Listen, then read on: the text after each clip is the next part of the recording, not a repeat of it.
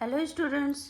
अब हम आज से शुरू करने जा रहे हैं कक्षा 10 की क्षितिज बुक। ठीक है, कक्षा 10 में दो बुकें हैं, एक तो है क्षितिज और दूसरी कृतिका। ठीक है, तो क्षितिज भाग 2 आज से हम शुरू करेंगे। इसमें भी दो खंड है, एक तो काव्य खंड है और दूसरा गद्य खंड है। तो पहले हम काव्य खंड को पूरा करेंगे, इसके बाद गद्य खंड को। ठीक है, बाद में हम आपको कृतिका भी करवाएंगे। तो पहला लेसन क्या है, सूरदास के पद। तो सूरदास के पद पढ़ने से पहले हम सूरदास जी के बारे में जान लेते हैं कि ये कौन है। ठीक है, सूरदास जी का जन्म 1478 में माना जाता है। एक मान्यता के अनुसार उनका जन्म मथुरा के निकट रुनकता या रेणुका क्षेत्र में हुआ, जबकि दूसरी मान्यता के अनुसार उनका जन्म स्थान दिल्ली के पास सीही माना जाता है। कुछ लोग क्या मानते हैं कि उनका जन्म मथुरा के निकट रुनकता में हुआ और कुछ लोग मानते हैं कि दिल्ली के पास सीही में हुआ। ठीक है, और सूरदास जी के सूरदास जी गुरु किसको मानते थे अपने? श्री वल्लभाचार्य जी को। ठीक है, सूरदास जी के अगर ये आपको पेपर में कई बार पूछते भी हैं कि सूरदास जी के गुरु का नाम बताइए, तो वल्लभाचार्य जी। ठीक है, वे मथुरा और वृंदावन के बीच गौ घाट में रहते थे और श्रीनाथ जी के मंदिर में भजन कीर्तन करते थे। क्या है, जो सूरदास जी थे वो कृष्ण जी के बहुत बड़े भक्त थे।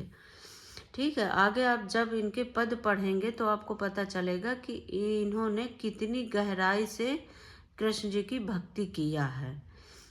इनके पदों में बड़ी अच्छी व्याख्या मिलती है, बहुत अच्छा सारांश मिलता है भक्ति का। ठीक है, इनका निधन 1583 में हुआ था। सूरदास जी ने 3 ग्रंथों की रचना की थी। कौन कौन से थे? सूरसागर, साहित्य लहरी और सूरसारावली। इन तीनों में सबसे ज़्यादा लोकप्रिय सूरसागर हुई। ठीक है बच्चों, तो सबसे अगर ये भी क्वेश्चन आता है कि इनके ग्रंथों के नाम बताइए या इसकी सूरसागर की रचना किसने किया, ये पूछ सकते हैं। तो आप दो तो आपके ऐसे ही हैं कि सूरसागर और सूरसारावली, ये सूरदास जी ने किया है। ठीक है, साहित्य लहरी। तो इनके 3 ग्रंथ थे, सबसे ज़्यादा फेमस कौन थी? सूरसागर। ठीक है, ये आपको याद रखने हैं। सूरदास जी के जो है पदों में वात्सल और श्रृंगार की भरमार थी। ठीक है, ये वात्सल और श्रृंगार के श्रेष्ठ कवि माने जाते हैं। उनकी कविता में ब्रज भाषा का ज़्यादा प्रयोग हुआ है, मतलब ब्रज भाषा में ही प्रयोग हुआ है, क्योंकि ये वहीं मथुरा में रहते थे, इसलिए इनकी कविताओं में ब्रज भाषा भरपूर है। आगे देखते हैं इसका हम इनके पद है। ठीक है, तो ये जो पहला हम पढ़ रहे हैं, पहला पद, उद्धव तुम हो अति बड़भागी। ठीक है, इसके बारे में पहले हम थोड़ा सा जान लेते हैं। ये क्या है? ये भ्रमर गीत से लिया गया है। ये सूरसागर के भ्रमर गीत से पद लिए गए हैं। ये 4 पद हैं, ये चारों भ्रमर गीत से लिए गए हैं। ये जब कृष्ण जी मथुरा चले गए थे, पहले तो क्या था, वृंदावन में थे, वृंदावन में गोपियों के साथ खेलते थे, रहते थे, प्रेम था। ठीक है, तो जब ये वृंदावन से मथुरा चले गए तो वहाँ ये बोल के गए थे कि हम आएंगे। ठीक है, जब लेकिन ये वहाँ चले गए और नहीं आए, उसकी जगह इन्होंने उद्धव को भेज दिया संदेश लेकर गोपियों के पास। ठीक है, क्या संदेश भेजा कि ये उन्होंने योग का उपदेश देकर भेजा कि गोपियां योग करें, जिससे उनकी विरह वेदना को शांत किया जा सकता है। ठीक है, तो उद्धव जी से कृष्ण जी कहते हैं कि योग का उपदेश देकर गोपियों की विरह वेदना को शांत करने का प्रयास किया उन्होंने। ठीक है, गोपियां क्या थी, अब गोपियां तो सोच रही थी कि कृष्ण जी आएंगे, या उन्हें उद्धव को देखकर लगा कि कोई प्रेम भरा संदेश हमारे लिए भेजा होगा। पहले तो उन्होंने सोचा कि कृष्ण जी आने वाले हैं, अब जब वो नहीं आए तो चलो ये हुआ कि कोई शायद प्रेम भरा हमारे लिए संदेश आया होगा। लेकिन जब उद्धव जी ने उन्हें योग का मार्ग दिखाया, योग करने का संदेश दिया, तो ये गोपियों को बिल्कुल पसंद नहीं आया, क्योंकि गोपियों को ज्ञान मार्ग की बजाय प्रेम मार्ग पसंद था। वो कृष्ण जी की भक्ति में लीन थी, उन्हें कुछ और दिखा ही नहीं दे रहा था। ठीक है, इस कारण उन्हें उद्धव का संदेश बिल्कुल पसंद नहीं आया। तो वो तभी वहाँ पर एक भंवरा आ गया। वो अपनी बात उद्धव जी से कह रही हैं, लेकिन वो भंवरा के ऊपर डाल के, मतलब भंवरा से कह रही हैं उद्धव के ऊपर डाल के। कह तो उद्धव से रही हैं, लेकिन वो भंवरा से कह रही हैं, मतलब भंवरा को एक सामने बना लिया कि हम भंवरा से बातें कर रहे हैं, हम उद्धव से नहीं कह रहे हैं। उन्हें इतना गुस्सा आया अंदर से। ठीक है, तो यहीं से ये भ्रमण गीत प्रारंभ होता है। गोपियों ने भ्रमण के बहाने उद्धव पर व्यंग बाण छोड़े। उनको गुस्सा आया तो उन्होंने व्यंग किया उद्धव पे। ठीक है, पहले पद पे गोपियों की यही शिकायत है। वो जो ये पहला पद है उस पे गोपियाँ उद्धव पर व्यंग करती हैं। ठीक है, वो यही कहती हैं कि तुम अच्छा उद्धव उद्धव तुमने कभी स्नेह के धागे से तो तुम बंधे नहीं। ठीक है, ऐसे स्नेह से बंधे हो तो वे विरह की वेदना को अनुभूत अवश्य कर पाते। अगर तुम कृष्ण जी के पास थे और कृष्ण जी से प्रेम करते तो तुम ऐसा संदेश लेकर हमारे पास नहीं आते, तुम हमारी विरह की वेदना को समझते। ठीक है, तो इस तरह से उन्होंने व्यंग उद्धव जी पर कसे। तो फिर हम देखते हैं इसकी व्याख्या क्या है। उद्धव तुम हो अति बड़भागी, अपरस स्नेह तगा तय नाहिन मन अनुरागी। पुरैन पात रहत जल भीतर, तारस देह न दागी। देखिए यहाँ पे क्या कह रही हैं कि सबसे पहले वो बोली उद्धव तुम, गोपियाँ कह रही हैं उद्धव से। इन पंक्तियों में गोपियाँ उद्धव से व्यंग करती हैं। ठीक है, व्यंग करती हुई क्या कहती हैं कि तुम बहुत ही भाग्यशाली हो। ठीक है, तुम बहुत ही अति बड़भागी, तुम बहुत ही भाग्यशाली हो कि जो कृष्ण के पास रहकर अपरस रहत स्नेह तगाता है, नाहिन मन अनुरागी। कृष्ण के पास रहकर भी उनके प्रेम और स्नेह से वंचित रह गए हो। ठीक है, तुम वंचित हो। अपरस रहत स्नेह, तुम कृष्ण के पास रहकर भी उनके प्रेम से वंचित रह गए, तुम बहुत भाग्यशाली हो। ठीक है, पुरैन पात रहत जल भीतर, तारस देह न दागी। पुरैन मतलब कमल का पत्ता। ठीक है, क्या कह रहे हैं, तुम कमल के उस पत्ते के समान हो जो कमल का पत्ता देखिए रहता तो जल में है, लेकिन उस पर एक बूंद भी पड़ती है तो वो पानी तुरंत निकल जाता है, उस पर कोई पानी की बूंद नहीं रहती है। तो वही कह रहे हैं, पुरैन पात रहत जल भीतर, कमल का पत्ता जल में ही रहता है, तारस देह न दाग, लेकिन उस पर पानी की एक बूंद भी नहीं होती।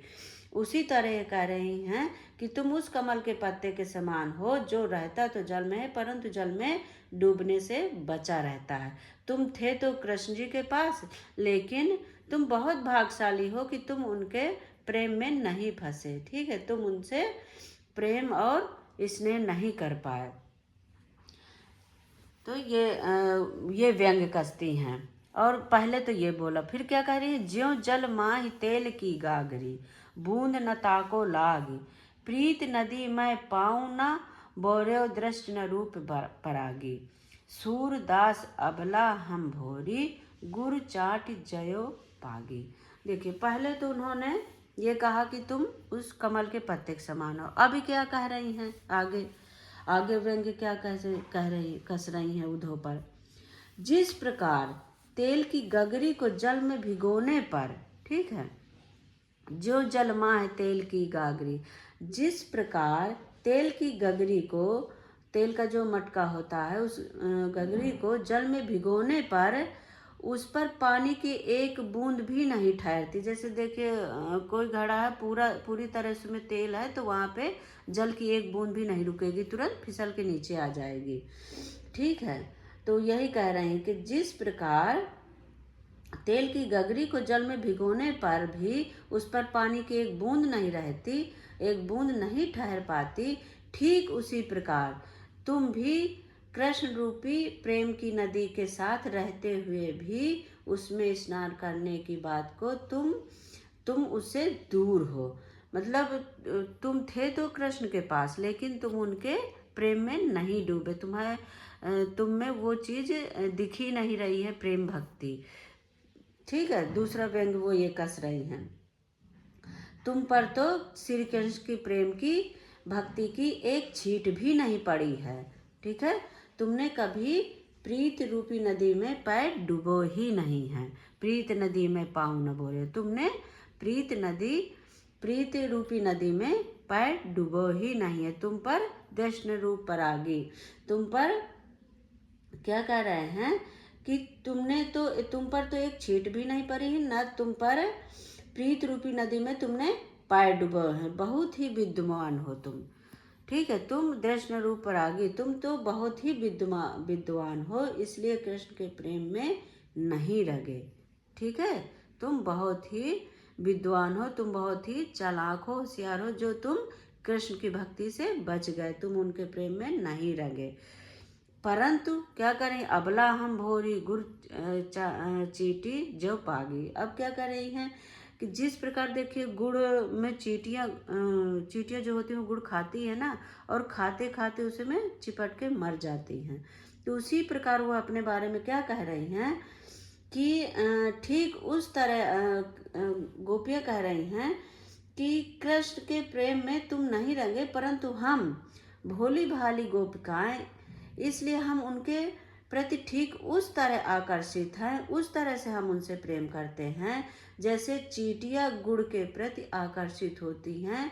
हमें उनके प्रेम में लीन रहना है। जिस तरह से चींटियां गुड़ को खाते खाते उसी में लीन हो जाती हैं, मर जाती हैं, उसी तरह हमें भी कृष्ण के प्रेम में लीन होना है।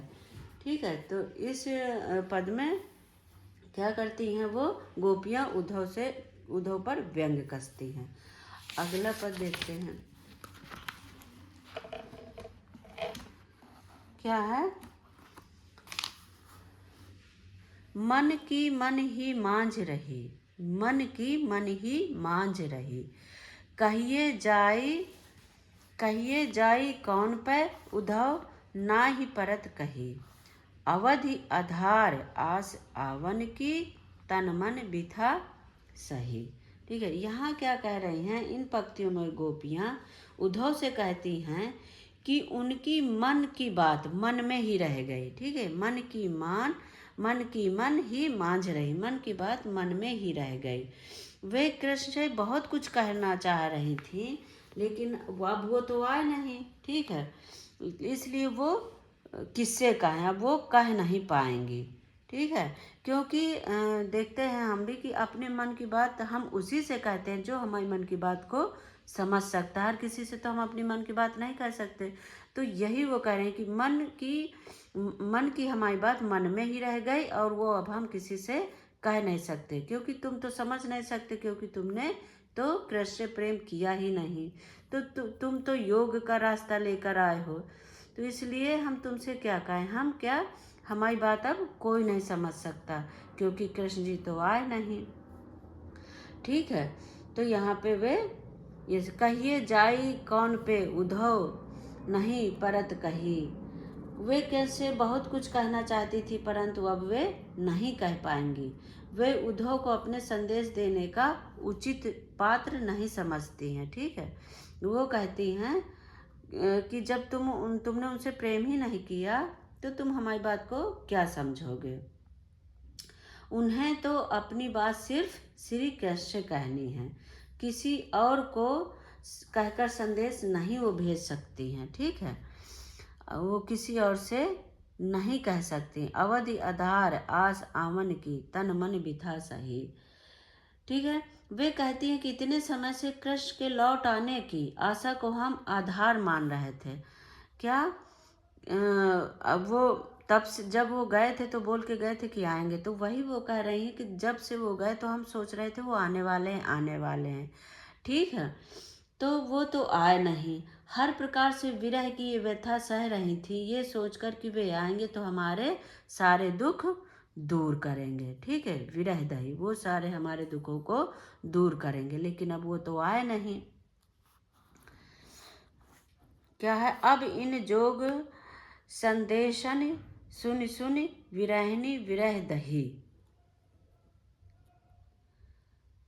चाहती हुती गुहारी जितही तय, उत तय धार बही, सूरदास अब धीर धरही, क्यों मर्यादा ना लही। ठीक है, अब क्या कह रही हैं यहाँ पे, परंतु श्री कृष्ण ने हमारे लिए ज्ञान का जो संदेश भेजा है, ठीक है, अब इन जोग संदेशन सुन सुन बिरहनी बिरह दही। अब जो श्री कृष्ण ने हमारे लिए संदेश भेजा है, ये संदेश भेजकर हमें और भी दुखी कर दिया है। ठीक है, हम विरह की आग में जल रहे थे। क्या था, जैसे विरह की आग में जल रहे थे, उन्होंने क्या किया है, जलते हुए घी में आग में घी डालने का काम किया है।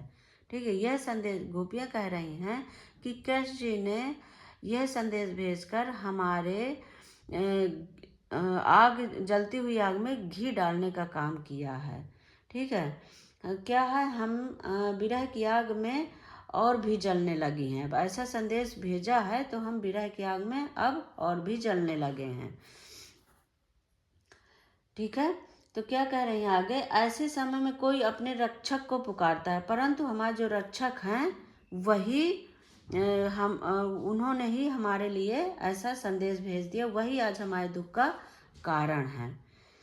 ठीक है, क्या है, हे उद्धव हम धीरज क्यों धरें। क्या कह रही हैं, सूरदास अब धीर धरहि क्यों मर्यादा न। हे उद्धव, अब हम धीरज क्यों धरें, कैसे धरें, जब हमारी आशा का एकमात्र तिनका भी डूब गया है। ठीक है, क्या कर रही हैं, जब हमारी अब हम धीरज कैसे धरें जब हमें पता चल गया है कि अब वो आएंगे ही नहीं। तो अब हमारे मन को हम कैसे शांत करें, अब हमारा मन शांत होने वाला नहीं है। ठीक है, प्रेम की मर्यादा है कि प्रेम के बदले प्रेम ही दिया जाए। क्या कह रही हैं कि मर्यादा ना लाई, प्रेम की मर्यादा है कि प्रेम के बदले प्रेम ही दिया जाए। पर श्री कृष्ण ने हमारे साथ छल किया है, उन्होंने मर्यादा का उल्लंघन किया, मर्यादा ना लाई, उन्होंने मर्यादा का उल्लंघन किया है, क्योंकि उन्होंने हमें प्रेम के बदले प्रेम नहीं दिया, उन्होंने योग का रास्ता भेजा है। ठीक है, तो इसमें गोपियाँ अपनी बात उद्धव से कहकर ये संदेश भेजना चाह रही हैं। अगला देखिए क्या है, हमारो हरि हारिल की लकड़ी, हारिल की लकड़ी, हारिल क्या होता है, एक पक्षी होता है, वो एक लकड़ी लिए रहता है हारिल की। ठीक है, वो हारिल की लकड़ी को अपना रक्षक समझता है।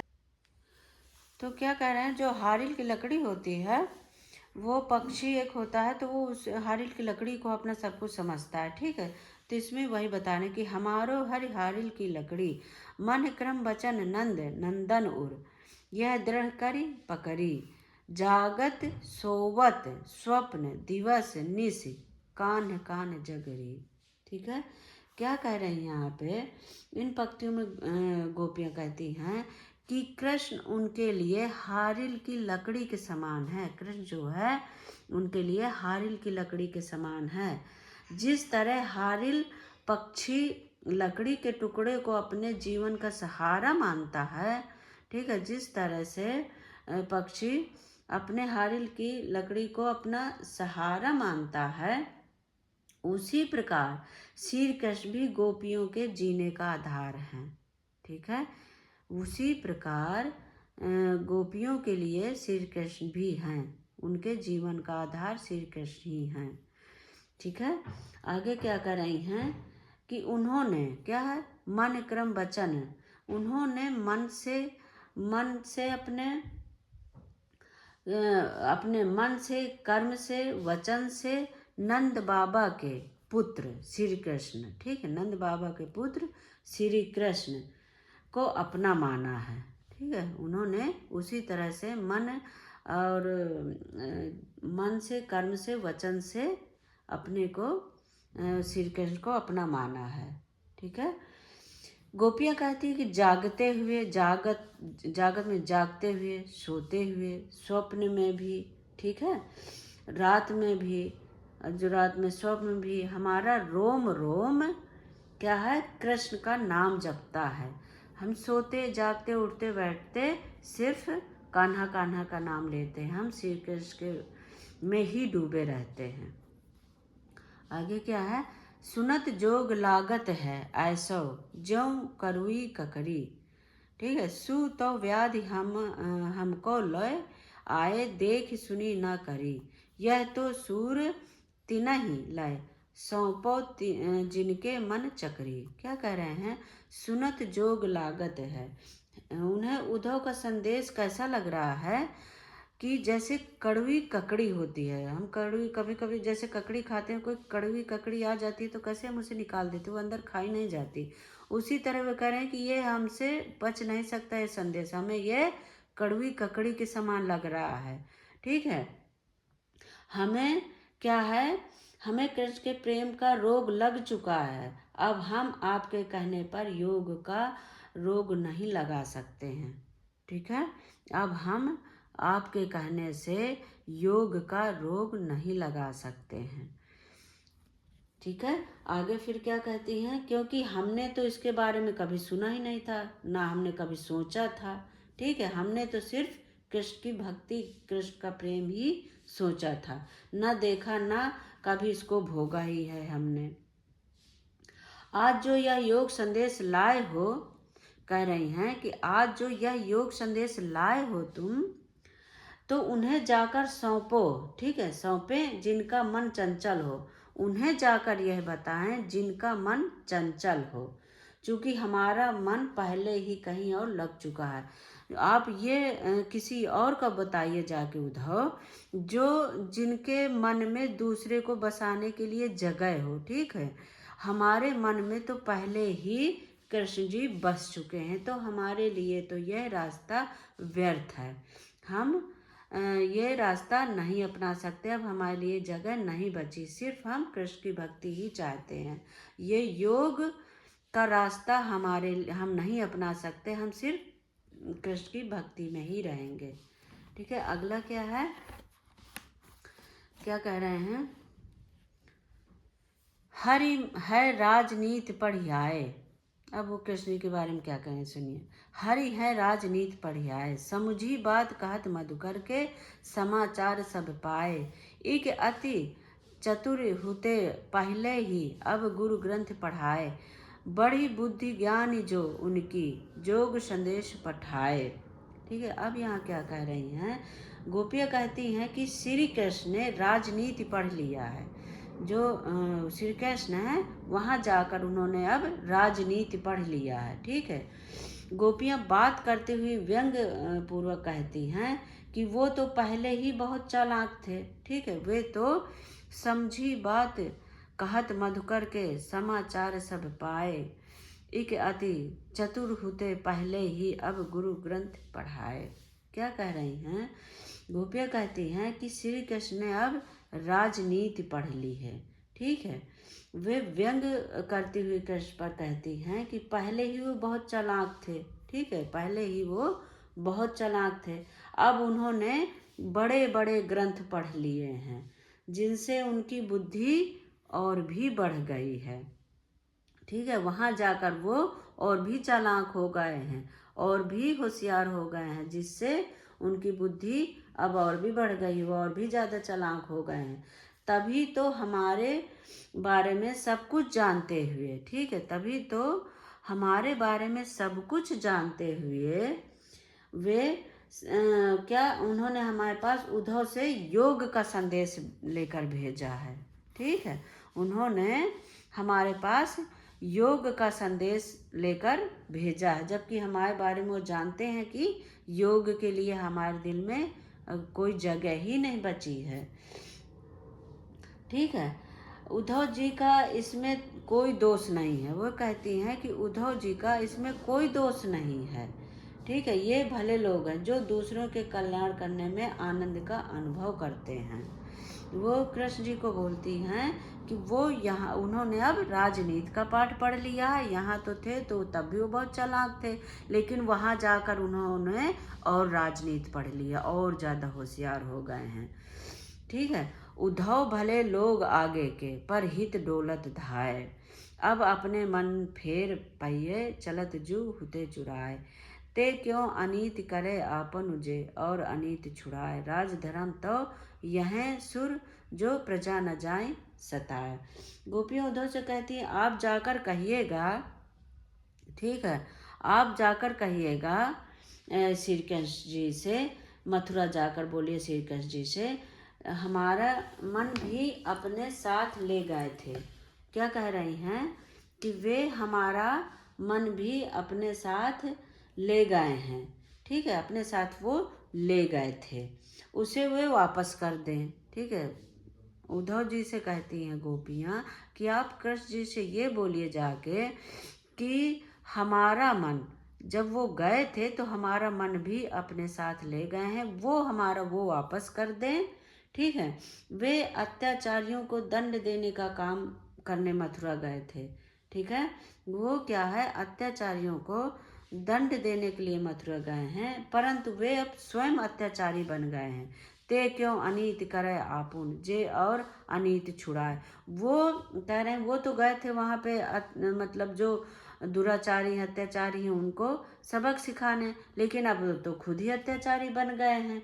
आप उनसे कहिएगा कि एक राजा का धर्म क्या होता है, हमेशा एक राजा को हमेशा चाहिए कोई प्रजा का हित का ख्याल रखे। एक जो राजा होता है वो हमेशा अपनी प्रजा के हित का ख्याल रखता है। ठीक है, उन्हें किसी प्रकार का कष्ट नहीं होने देना चाहता। लेकिन यहाँ तो जो राजा है वही हमें कष्ट दे रहा है।